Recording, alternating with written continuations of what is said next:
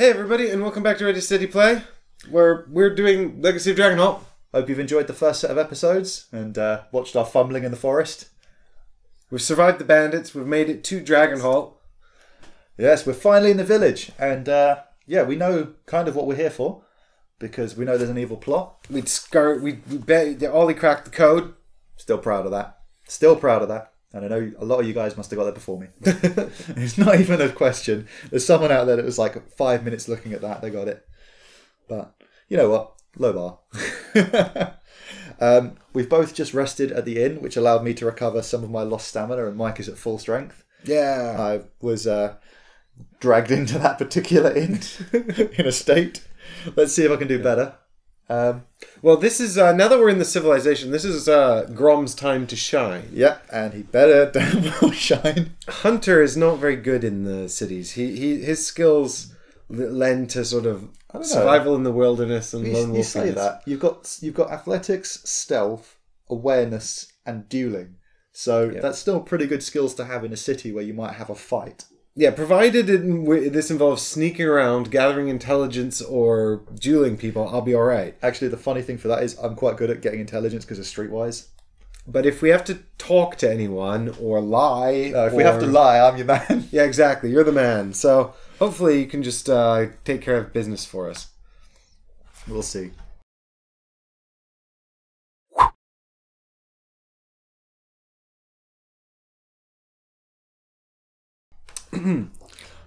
We've got more sheets to track as well now, so yeah, we had to print off. The back cover of this is the same as the original. There's more tracking stuff to do, so we've printed off a copy because you would print off a copy. You're not going to gouge the back of your book. This is interesting. While reading this book, do not exhaust your activation token. When you make a decision and requirements on option...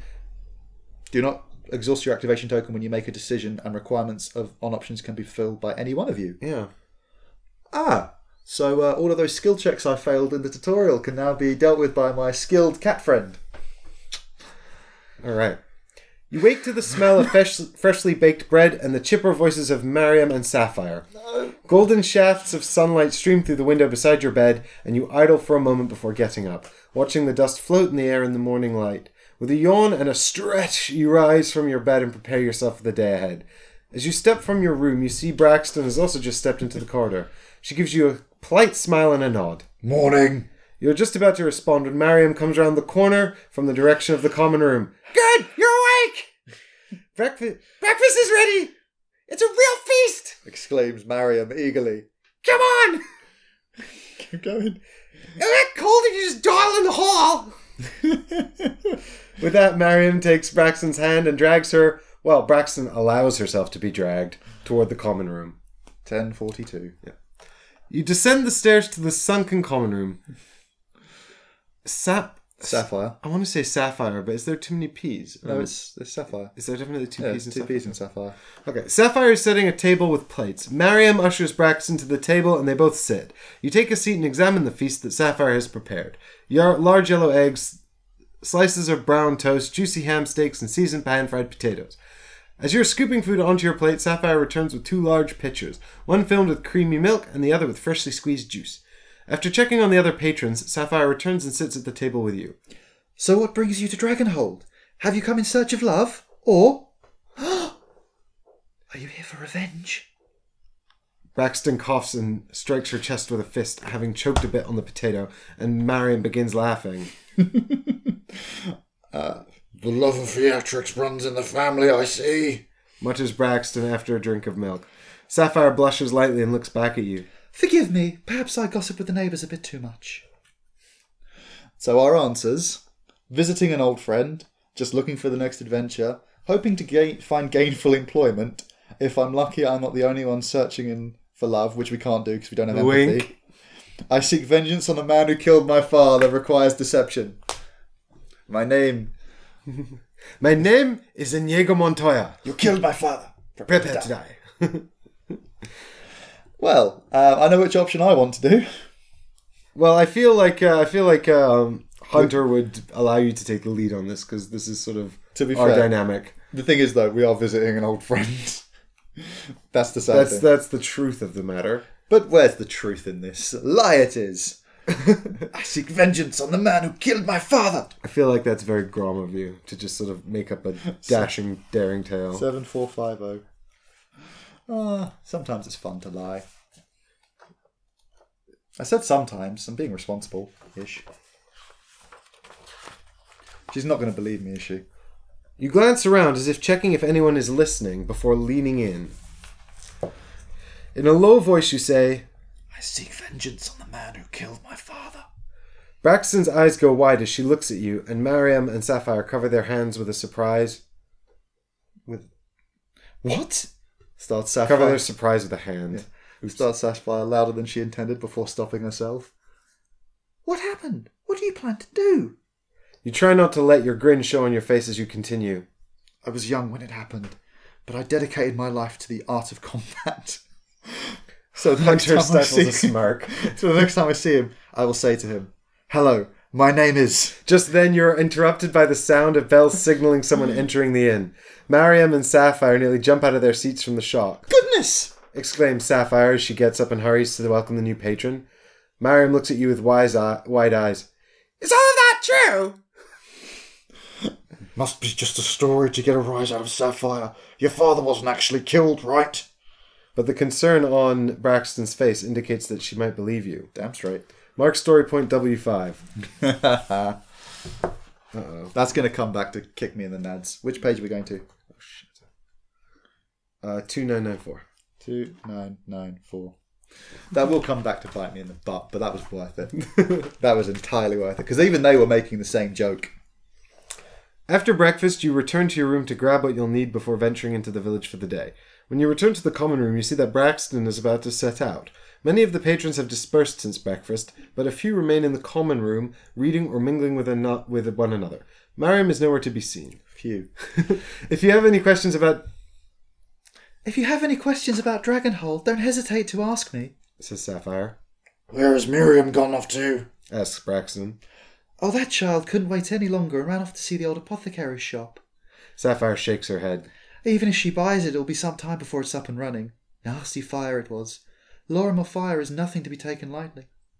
If you discovered the hidden message in the letter from Celsi, there we go. Read entry 1518. Otherwise, read... 1518. Okay, 1518. Sweet. And I get to be smug. Yep. Business as usual. My name is Inigo Montoya. You suddenly recall the hidden message that you discovered in Celsi's letter. Unsure of the urgency Celsi intended, you figure it best to make your way to her before too much time passes. You ask Sapphire for directions to Regina's manor. Sapphire's face shifts to match your own more serious mood. Of course. The manor is just north of here. If you walk around to the north side of the block and look north, you can't miss it. Big fancy buildings on the hill. Sapphire tilts her head slightly. Is everything all right, dear? You can tell that she's truly concerned, but you also get the sense she's hoping for some juicy gossip. You assure her that everything is fine. Y5 marked. 5302. 5302. The story continues on page 5302. The legend continues. Oh, map Dragonholt coming out. Oh, yay. Thank you for your hospitality, Sapphire.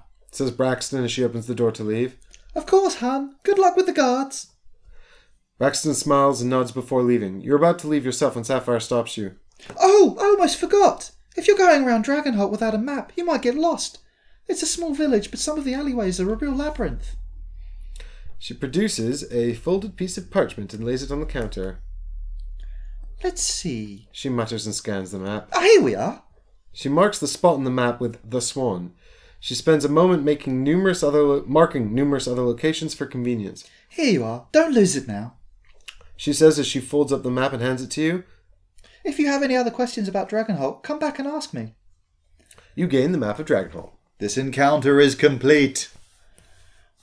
Right, what does it say about the map? After completing an encounter, use the map of Dragonholt to choose a new location to visit. Each location has a 4-digit number that corresponds to an entry in this book. When you choose a location, read the corresponding entry in the book. If playing with 2 or more players, you will each take turns choosing locations to visit. When you choose a location to visit, exhaust your activation token. You will become the active player and remain the active player until the encounter is complete. You should make decisions within the encounter as a group, but the active player will always have final say on those decisions. Gathering information. During your time in Dragonholt, you might wish to gather information about the village or the country or the events that are happening within. Return to the Swan to speak with Sapphire before visiting the village, or visit the village hall are great ways to gather information. In addition, you might try visiting local taverns in search of rumors. New audiences. What? Man's got to earn a coin. Hunter's like, the problem with new towns is that nobody's heard of him yet. But they've all heard of me by the time we leave, for better or worse. I imagine Hunter to be quite a lot like Hobbes from Calvin and Hobbes. What, imaginary? No, I was going to say crap, I shouldn't have said that. Days. The encounters in this book take place over multiple days as tracked on the tracking sheet in the back cover of the book. At the end of each day, an effect on the tracking sheet will instruct you to read a specific entry that bridges the gap between the day that just ended and the next day in the story. The events that occur at each location might change from day to day, and special events might occur on specific days. However, some locations will have the same or similar events on multiple days. You cannot gain the benefits of any single entry more than once each day. Yeah. So this is a bit like, actually, Sherlock Holmes Consulting Detective, and also the Lovecraft game I forgot the name of, where you're investigating crimes and you're investigating events and you have to kind of work out locations on maps to go to uncover clues. But depending on when you go, you might get more different content, different more useful information, stuff like that. All right, well, give us the map. And so we've got. This doesn't actually tell us which entry to go to. So we pick. It's freeform now. Holy cow. All right, here we go. Let's see how big this map is. Unlocking sandbox mode.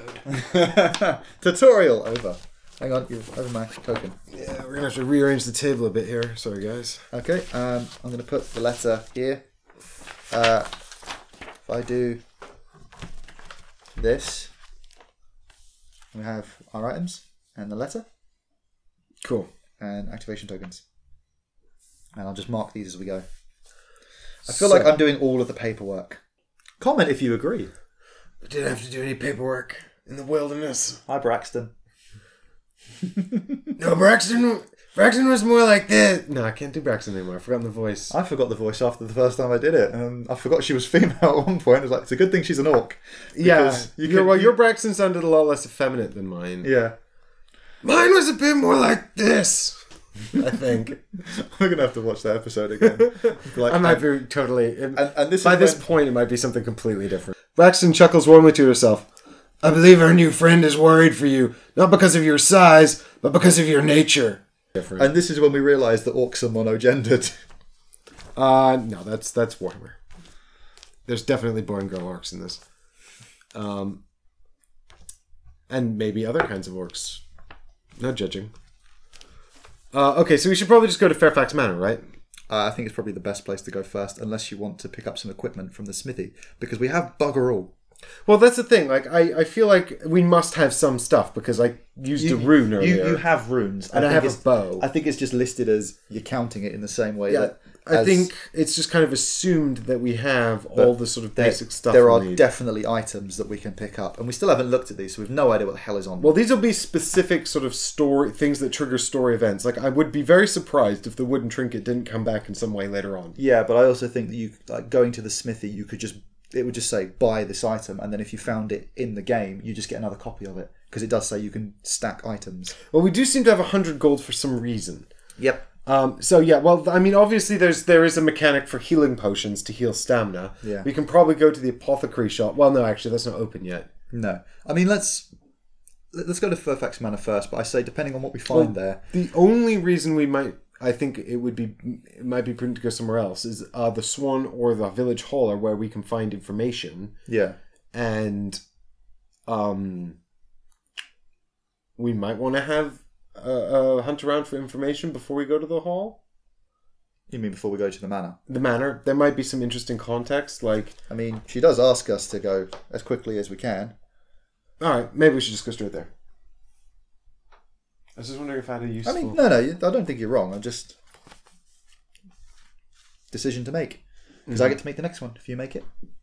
Well, if I take this... so you would choose the next location, but I'd prefer if we just agreed on everything. True, but... So, if you want to go manor, I'm happy to choose the manor to go to. I'm happy with the manor. Alright, so who's going to make that choice? Who's going to be the active player at the manor? It should probably be you, because you do the talking better. Yeah, I'll be active.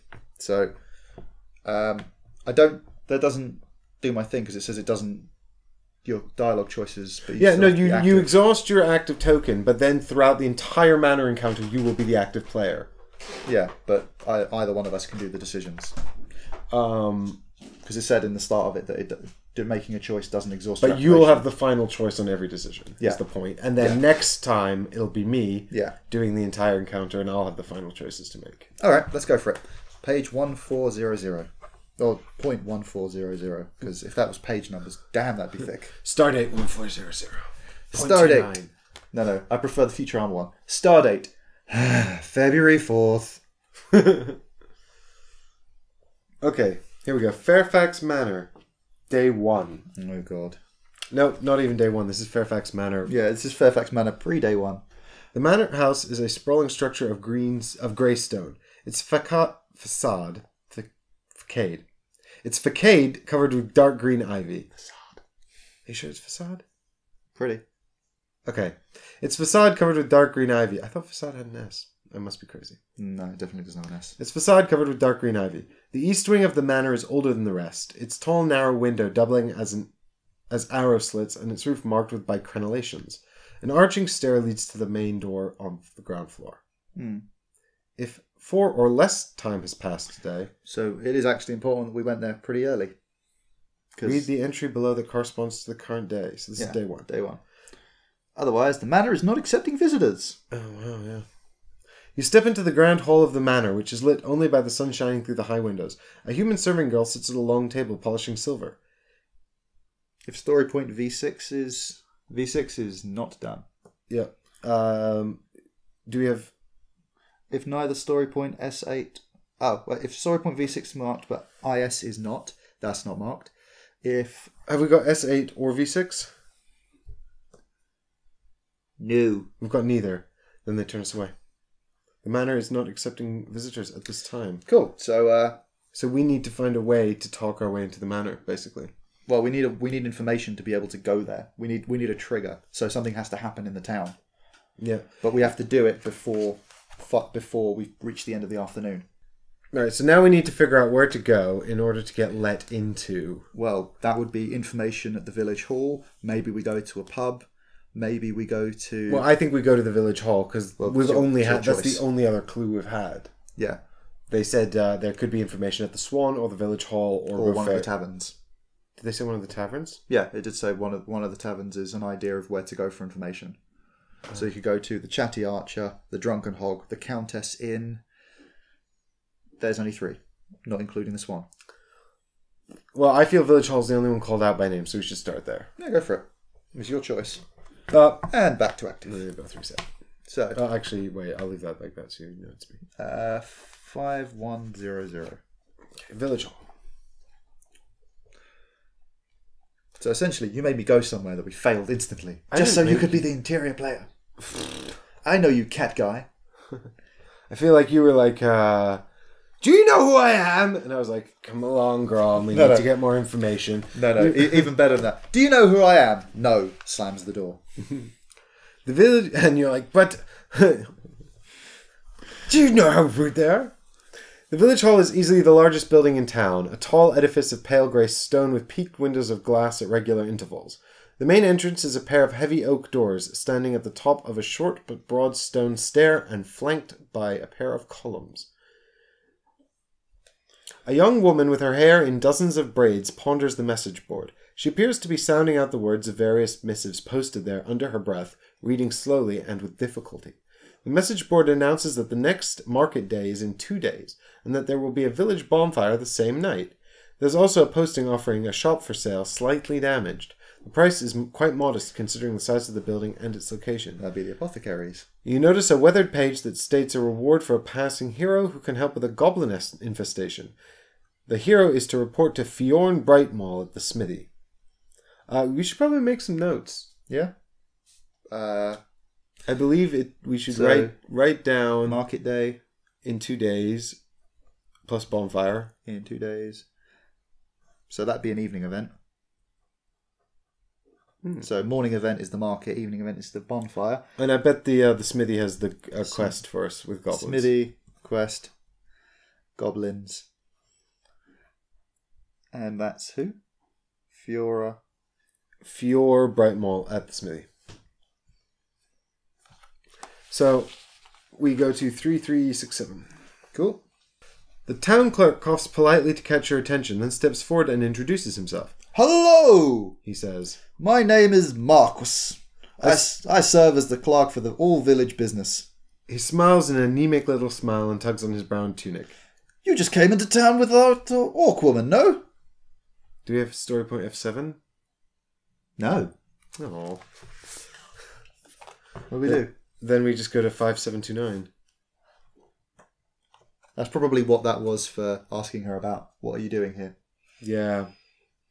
I feel bad for not showing more of an interest in Braxton now. To be honest, my ears were starting to bleed from Mariam. What? Don't do it again. What? There's now a range of sound I physically cannot hear anymore. I blame you. Blame Mariam. I do. You confirm that, yes, you've just come into town. Good, yes. Glad to hear it. How was your journey? Uneventful, I trust. You mentioned the bandits on the road and the clerk sighs. Blast those bandits. I hope her ladyship does something about them, and soon. You also mentioned the fallen trees blocking the road, and he cocks his head. Oh, yes? Well, we cannot have that. That road is our main source of trade with the outside world. He shuffles into a side office piled high with ledgers and pamphlets and historical records, and flips through the stacks of official-looking papers. Eventually, he finds one he likes and scribbles out a missive, then marks it with a heavy pewter seal. That'll do. He says, tucking the document away. We must clear that road as soon as we can. This encounter is complete. Right. Yawn! Well, the road's clear. That's going to mean something. Right. Smithy or... We haven't been instructed to do anything. To pass any time, though, right? We're not No. supposed to be like marking off an hour No, after each of these choices. There has been no time. It would say time passes. It does say time passes. Yeah, no, I know. I just thought that maybe it would be like every time you try and go somewhere and do a thing, more time would pass. In all fairness, it's not a very big village. We've got a map, and the morning is two lots of time. So that could be like a 6-hour period. Well, I think that might be all the time we've got for Dragonholt today. Oh no, we out of time? We're out of time. I haven't been marking it, that's why. But we'll be back tomorrow to discover more of Dragonholt. Don't worry, it'll be tomorrow in real life, but in Dragonholt it'll still be today. And hopefully we'll not have like the door shut on us or be ushered out by a damn clerk. Well, it's your call, Grom. Find us somewhere interesting to go. The library! You've got a long time to think about it. The library. Nothing interest ever happens at the library. I got locked in a library once. That's not even that's the true story. Got locked in. My mum didn't even notice I was missing. Hunter doesn't care for books. Huh? Yeah, he does. Toilet paper and a way to start a fire. You care very much for paper. They're useful fire starters. I'm just glad I kept hold of this letter. She's not even my friend. It's true that you did solve the... Hunter's pretty impressed that Celsi actually thought he might be able to... Celise actually thought he might be able to understand that. Clearly, though, just that was way too advanced. I mean, she was trying to lowbar it. She was trying to lowbar it, but Hunter doesn't really care for word games and pretense. Can he read? Yeah. Well... I mean, by the average standards in Terranoth, probably. Well, the average person is an illiterate peasant. To be fair, actually, I reckon he probably could read quite well, because he probably had to spend a lot of time like sort of figuring out how to go around the ruins. And I imagine the runes are probably something you figured out. This rune means fireball, this rune means punch someone with an invisible fist. Yeah, he probably understands like sort of runic languages and ancient languages and demonic languages way better than he understands actual common tongue. I'm very well travelled and eloquent in a language that you're never going to hear. Well, he's, it's about survival. I know, but he doesn't really have an appreciation for the fact that sort of good diplomacy and stuff can lead to survival. To be fair, in the cities. Neither do I. I just know that lying works. Anywho, thanks so much for coming on this journey with us. See you all tomorrow.